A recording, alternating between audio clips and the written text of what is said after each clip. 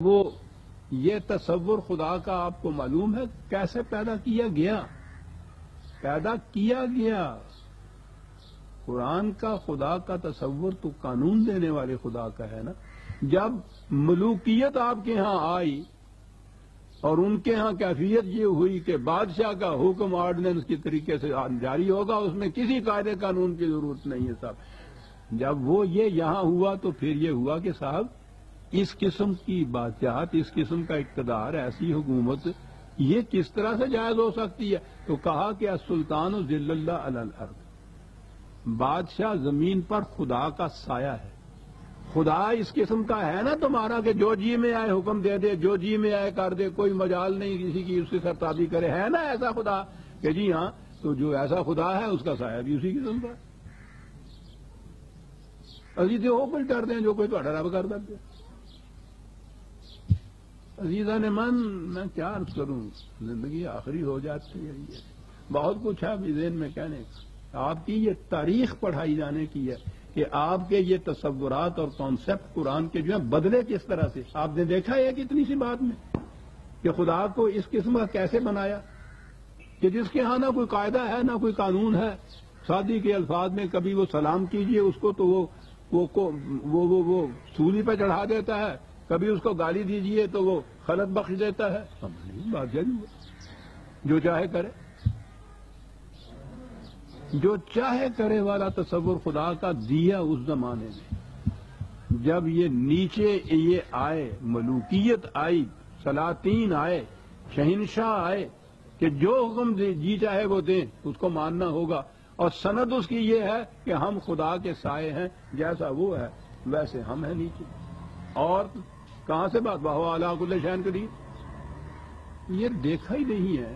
میں یہ تو نہیں عرض کر سکتا کہ دیکھا نہیں ہے، کیوں نہیں دیکھا ہوگا؟ عربی مبین میں قرآن یہ ہے، یہ قدرہ کے معنی ہی ہے، پیمانے مقرر کرنا، اندازے مقرر کرنا، اسی کو تو قانون کہتے ہیں۔ قانون کا تو لفظ نہیں ہے عربی زبان قرآن میں آئے، اس کے لیے پیمانے اور ضابطے اور میجرمنٹ ہی تھا۔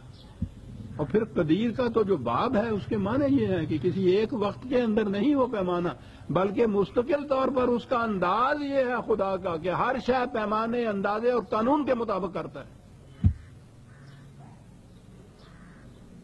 یہ انفرادیت تھی قرآن کی کہ اس نے خدا کا یہ تصور دیا۔ اور میں پھر بار بار کہا کرتا ہوں کہ اگر صرف خدا کا صحیح تصور قرآن کی روح سے متعین کر لیا جائے، سارا اسلام سمجھ میں آ سکتا ہے، سارا نظام سمجھ میں آ جاتا ہے۔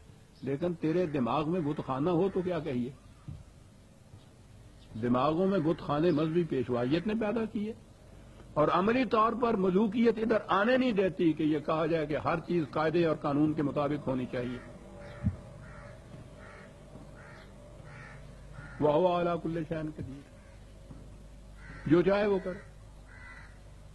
لَهُ مُلْكُ السَّمَاوَاتِ وَالْأَرْضِ، کائنات کی پستی اور بندی میں بادشاہت اسی کی ہے، اور وہ جو جی چاہے کرے۔ تو وہ اس انداز کا بادشاہ ہوا نا، عَلَىٰ كُلِّ شَيْءٍ قَدِيرٌ۔ اس نے ہر بات کے لیے پیمانے اور نزدیے مقرر کر رکھے ہوئے ہیں۔ اور قدیر کا تو باب بتا رہا ہے کہ یہ مسلسل تفعیل کے وزن کے اوپر ہے، ایسا ہوتا چلا آ رہا ہے، ایسا ہوتا چلا جائے گا۔ اور یہ ہے وہ قوانین جن کے اتباع میں سرگرم عمل ہے کائنات کی ہر شے۔ کہا جب خارجی کائنات میں اس کے قوانین یوں عمل پیرا ہیں تو تم اپنی انسانی دنیا کے اندر یہ کیوں نہیں کرتے؟ فرق صرف یہی ہے کہ انہیں ہم نے مجبور پیدا کیا ہے، ان کے اپنے اختیار میں نہیں ہے کہ وہ اس قانون کے مطابق چلیں یا اس کی خلاف ورزی کریں۔ انسانی زندگی میں ہم نے تمہیں صاحب یہ اختیار کیا ہے کہ چاہے اس کے مطابق چلو، چاہے اس کے خلاف چلو۔ یہ ایک چیز ہے جو ہم نے تمہیں دی تھی، بڑی شرف اور عزت کا باعث ہی صاحب اختیار بنا دینا۔ یہ تو خدا نے اپنی ایک عظیم صفت کا وہ شائبہ تھا جو انسان کو دیا ہے، اس کو فخر کرنا چاہیے، لیکن وہ اس طرح سے مس یوز کر رہا ہے اس کو، اسی اختیار و ارادے کو۔ تو اس نے کہا یہ ہے کہ یہ انداز ہونا چاہیے اور ہنگامی نہیں ہونا چاہیے، قدیر ہے، مسلسل فہم التزاماً یہ انداز ہونا چاہیے کہ ہر شے کے لیے ایک قانون مقرر جو کیے ہیں ہم نے اس کے مطابق چلتے رہنا چاہیے، اور پھر اس کی ملکیت، اس کا قانون، اس کا نظام، اس کی سلطنت یہ نہیں کہ وہ آج کہیں سے آ گیا، اس سے پہلے کسی اور کی تھی، کل کو وہ ختم ہو جائے گا، اس کے بعد کسی اور کی آ جائے گی۔ اس قسم کی سلطنت، اس قسم کے قوانین ہوں تو ان میں تو اطمینان ہی نہیں ہو سکتا انسان کو کہ پتہ نہیں جی کل کیا ہو جائے۔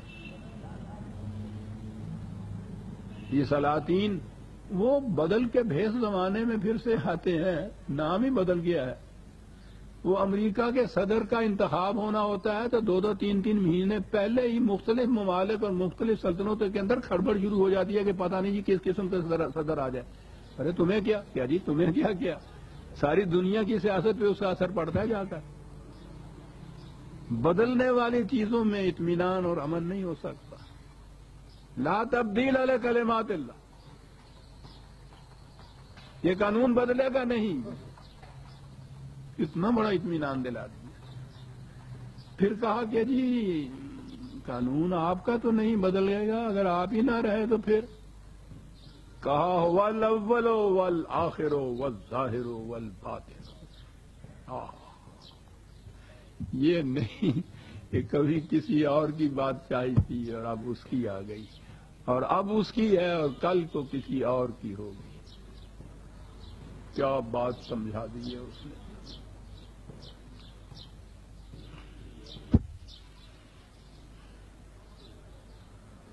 پھر یہ بھی نہیں ہے کہ صاحب یہ ظاہرہ جو کچھ دیکھا جاتا ہے اس کے اوپر تو مری کائنات جو ہے، محسوس دنیا جو ہے، اس کے اندر تو یہ اس کی کار فرمائی، اس کے قانون کی یا غلبہ ہے، لیکن یہ وہ دنیا جو نظر نہیں آتی، یہ اخلاق کی دنیا کی مشکل یہی ہے کہ نظر نہیں آتی۔ جھوٹ بولتا ہے آدمی تو اس کی زبان کالی نہیں ہوتی، وہ تو بچے کو ہم یوں ہی ڈرا دیتے ہیں۔ یہ ظاہر نہیں ہے، یہ ہوتا تو پھر تو بات ہی کچھ اور ہوتی، پھر یہ انسان کا اختیار کچھ معنی نہ رکھتا، پھر تو مجبوراً یہ سچ بولتا نا، کہ نہیں تو دنیا دیکھ لے کہ زبان کالی ہو گئی، ہوتی ہے وہ کالی، یوں نظر نہیں آتی، رنگ نہیں بدلتا اس کا، کچھ اور بدلتا ہے۔ یہ جو کچھ ظاہر ہو جاتا ہے قانون کی مطابقت یا خلاف ورزی سے، کہتا ہے یہ بھی تمہارے سامنے ہے۔ وہ چیزیں جو یوں سامنے نہیں آتی لیکن کار فرما اندر ہی اندر رہتی ہیں، وہ بھی سارے اس کے قانون کے مطابق ہیں۔ اول آخر ہے وَهُوَ الظَّاهِرُ وَالْبَاطِنُ۔ جو چیز محسوس طور پر تمہارے سامنے آتی ہے اس میں بھی اسی کا قانون کار فرما ہے، جو چیزیں یوں سامنے نہیں آتی لیکن نتیجہ خیز ہوتی ہیں اس میں بھی اسی کا ہی قانون کار فرما ہے۔